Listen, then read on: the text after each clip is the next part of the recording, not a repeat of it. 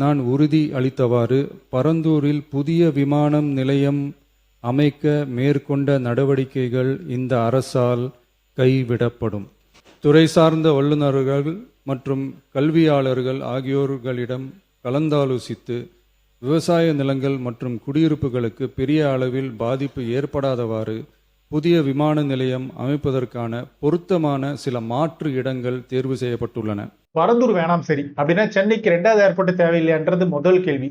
ஆனா இங்க விஷயம் என்னன்னா, பரந்தூர் தான் கைவிடப்பட்டுச்சு, சென்னையோட 2வது ஏர்போர்ட் திட்டம் கைவிடப்படல. அப்படின்னா அந்த 2வது ஏர்போர்ட் எங்க வரப்போகுது?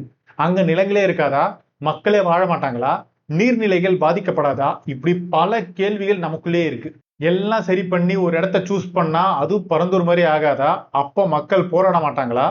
இதுதான் தாவேக அரசாங்கத்துக்கு மிகப்பெரிய சவாலா இருக்க போகுது. ஒரு திட்டத்தை கைவிடுறது முடிவு, ஆனா அதுக்கு பதிலா என்ன வச்சிருக்கிறாங்க அப்படின்றது தான் ஒரு தீர்வா இருக்க போகுது. எதிர்கட்சியா இருக்கும் போது ஒரு திட்டத்தை எதிர்க்கிறது சாதாரணமான ஒரு விஷயம், அது நடக்கிற காரியம் தான். ஆனா ஆளுங்கட்சி ஆனதுக்கு அப்புறமா அந்த திட்டத்துக்கான தீர்வு என்ன, மாற்று திட்டம் என்ன அப்படின்றதான் கேள்வி. ஸோ அந்த வகையில பார்க்கும்போது ஆட்சிக்கு வர்றதுக்கு முன்னாடி பரந்தூரை எதிர்த்தாரு திரு விஜய். சிஎம் ஆனதுக்கு அப்புறமாவும் எதிர்த்து இப்போ அந்த டோட்டல் அந்த ப்ராஜெக்டே ஸ்கிராப் பண்ணியாச்சு. சொன்ன மாதிரியே பரந்தூர் ஏர்போர்ட் வராதுன்றது இப்ப கன்ஃபார்ம் ஆயிடுச்சு. ஆனா பரந்தூர் ஏர்போர்ட்டை நாங்க கை விட்டுட்டோம் அப்படின்னு சொல்றது மட்டும் போதுமா அப்படின்றதான் கேள்வியே. அதுக்கு மாற்று தீர்வு என்ன அப்படின்னா, அந்த புதிய இடம் எது?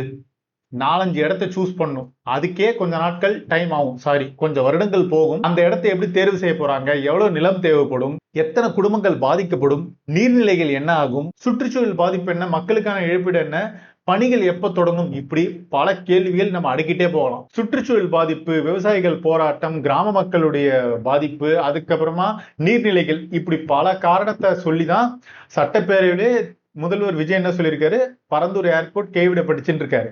ஆனா இங்க ஒரு கேள்வி, ரிவர் ரீஸ்டோரேஷன் ஒர்க் சென்னையில நடக்க போகுது. முக்கியமான ஆறுகள்லாம் அவங்க ரீஸ்டோர் பண்ண போறாங்க. நல்ல காரியம் தான். அது பல கவர்மெண்ட் இனிஷியேட்லாம் பண்ணாங்க. இவங்க இனிஷியேட் பண்ணி ஒர்க் பண்ணா அது பாராட்டப்பட வேண்டிய விஷயம் தான். ஆனா அங்க மக்களை டீபாப்புலேட் பண்ண வேண்டிய சூழல் வரும். அங்க என்ன பண்ண போறாங்கன்ற கேள்வி.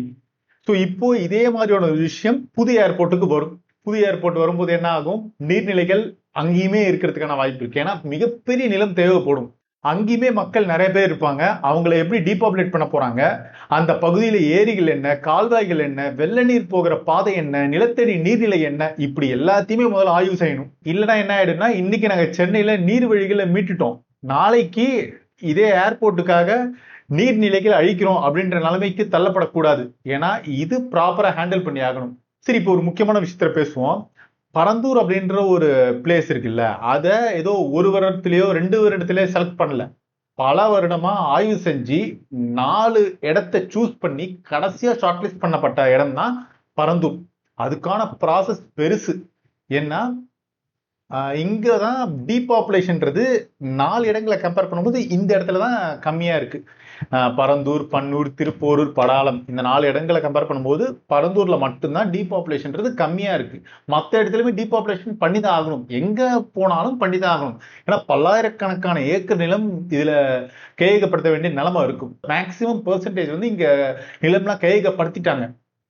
அந்த மக்கள் எதுக்காக நிலத்தை கொடுத்துருப்பாங்க? இங்க ஏர்போர்ட் வருது அப்படின்னு சொல்லிதானே கேட்டிருப்பாங்க. அதுக்காக நிலத்தை கொடுத்துருப்பாங்க, ஒரு நம்பிக்கையோடு கொடுத்துருப்பாங்க. அதுக்கான காம்பன்சேஷனும் கொடுத்தாச்சு. இப்போ உங்க ஏர்போர்ட் வரலன்னா அந்த மக்கள் கொடுத்தாங்கல்ல, அவங்களுக்கு என்ன மதிப்பு அப்படின்றதான் கேள்வியே. சரி, இப்ப புது இடம் வரப்போகுது, அதுக்காக ஒரு 5 இடத்தையாவது அவங்க சூஸ் பண்ணி ஆகணும். சூஸ் பண்ணதுக்கு அப்புறமா ஷார்ட்லிஸ்ட் செஞ்சு கடைசியா ஒரு இடத்த சூஸ் பண்ணுவாங்கல்ல, அங்கேயுமே நீர்நிலைகள் பாதிக்கப்படும், விவசாயிகள் பாதிக்கப்படுறதுக்கான வாய்ப்பு இருக்கு. பல மக்கள் அங்க வாழ்வாங்க. உடனேலாம் இந்த இடத்தெல்லாம் கொடுக்க மாட்டாங்க. இதுக்கான பெரிய ப்ராசஸ் இருக்கும். உடனேலாம் நடக்கிறதுக்கான வாய்ப்பே இல்லை. அப்படி பாத்தீங்கன்னா ஒரு 4-5 வருஷம் ஆகுமா? நான் சொல்றது மேபி மினிமம்.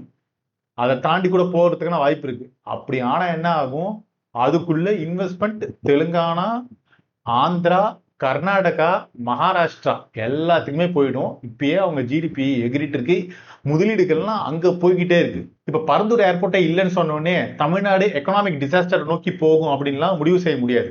சென்னைக்கு 2வது ஏர்போர்ட் இல்லைன்னா தான் அந்த முடிவு வரதுக்கான வாய்ப்பு இருக்கு. இப்போதைக்கு சென்னைக்கு 2வது ஏர்போர்ட் இருக்கு. அந்த ஏர்போர்ட் எங்க அப்படின்றது மறுபடியும் முதல்ல இருந்து அந்த கேள்வி நாம சொன்னோம்ல, அதை நோக்கி தான் போகும். இப்ப ஏர்போர்ட் அப்படின்றது டேக் ஆஃப், லேண்டிங் இது சுத்தியே கிடையாது. ஒரு ஏர்போர்ட் இருந்தா அதை சுத்தி ஒரு அர்பன் ஈகோ சிஸ்டம் உருவாகும். இப்போ உதாரணத்துக்கு எடுத்துப்போமே, பரந்தூரை பிளான் பண்ணி தான் பல இன்ஃப்ராஸ்ட்ரக்சர் ப்ராஜெக்ட்லாம் வந்துச்சு. Chennai to Bangalore HSR project, high speed ரயில் ப்ராஜெக்ட், மெட்ரோ எக்ஸ்பேன்ஷன், ஒரு கார்கோ ஹப், எக்ஸ்பிரஸ் வேஸ், இப்படிலாம் பிளான் பண்ணாங்க. இப்ப பரந்தூர் அப்படின்ற ஒரு விஷயம் இல்லாத காரணத்துல என்ன ஆயிடும், பல இன்ஃப்ராஸ்ட்ரக்சர் ப்ராஜெக்ட் அப்படியே தள்ளி போயிடும், அப்படி நின்றும். ஸோ அதனாலதான் இந்த கிரீன்ஃபீல்ட் ஏர்போர்ட் அப்படின்றது, அந்த ஏர்போர்ட்ன்ற ஒரு ஏக்கருக்குள்ள நம்ம யோசிக்காம அதை சுத்தி இன்வெஸ்ட்மெண்ட், இன்ஃப்ராஸ்ட்ரக்சர், எக்கனாமி மற்றும் வேலை வாய்ப்புகள், இப்படிதான் நம்ம பார்த்தாகணும். ஸோ இப்ப பரந்தூர் ஏர்போர்ட் கைவிடப்பட்டுச்சு அப்படின்றது தோல்வியும் இல்ல, வெற்றியும் சொல்ல முடியாது. ஆனா தாவேக அரசாங்கத்துக்கு ஒரு மிகப்பெரிய சோதனையா இருக்க போகுது. அவங்க எப்படி ஹேண்டில் பண்ண போறாங்கன்றதான் கேள்வியே. பெரிய டீம் ஒர்க் பண்ணி இத பிரச்சனைக்கு முடிவு கட்டணும்.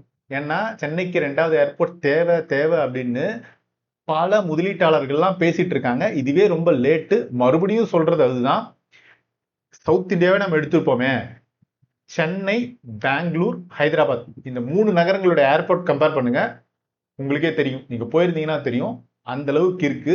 ஏர்போர்ட் அத்தாரிட்டி ஆஃப் இந்தியா இதை ப்ராப்பரா ஹேண்டில் பண்ணி ஆகணும். ஒரு திட்டத்தை கைவிடுறது அரசியல் முடிவா கூட இருக்கலாம். ஆனா அந்த திட்டத்துக்கு மாற்று திட்டம் எப்படி கொண்டு வரணும் அப்படின்றதா நிர்வாகத்துடைய வெற்றியா இருக்கும். அது தாவேக அரசாங்கம் கரெக்டா பண்ணுமான்றதா கேள்வியா இருக்கு. ஒருவேளை அவங்க இதுல லைட்டா சொதப்பிட்டாங்கன்னா அது 2010-11 காலகட்டம் தான் ஞாபகம் வரும். ஞாபகம் இருக்கா? அந்த போர்ட் மதுரவாயில் ஃபிளைஓவர் அது அப்பயே கட்டியிருந்தாங்கன்னா தமிழ்நாடு, சென்னையில ஒரு பெரிய இன்வெஸ்ட்மெண்ட் வந்திருக்கும், வேற மாதிரி இருந்திருக்கும் என்ட்ரன்ஸே. ஆனா ஆட்சி மாற்றம் நடந்ததுக்கு அப்புறமா திட்டங்கள்லாம் மாறிச்சு, அப்படியே அந்த திட்டம் கைவிடப்பட்டுச்சு. ஸோ முடிவா சொல்றது இதுதான், 2வது ஏர்போர்ட் செலக்ட் பண்ணும்போது விவசாயத்துக்கும் பாதிப்பு ஏற்படாம இருக்கணும், அதே போல அங்க நீர்நிலைகள் எதுவுமே பாதிக்க கூடாது, முக்கியமா மக்களும் போராடக்கூடாது. ஏன்னா அப்படி பண்ணாங்கன்னா இன்னும் வருடங்கள் ஓடும். என்ன பண்ண போறாங்கன்றதான் இப்ப கேள்வியே. ஸோ இன்னொரு விஷயத்தையும் நான் கன்ஃபார்ம் பண்ணிக்கிறேன், பரந்தூர்ல நான் எதுவும் நிலம்லாம் வாங்கல, அது மட்டும் சொல்லிக்கிறேன். ஸோ இதை பத்தி உங்களுடைய கருத்துக்களை கமெண்ட் செக்ஷன்ல சொல்லுங்க. தொடர்ந்து உள்கட்டமைப்பு சம்பந்தமான விஷயங்களை பேசுவோம். மாற்று கருத்து இருந்தாலும் பதிவு பண்ணுங்க. ஆரோக்கியமான விவாதம் இதுல நடக்கும் அப்படின்னு நான் நம்புறேன். நன்றி.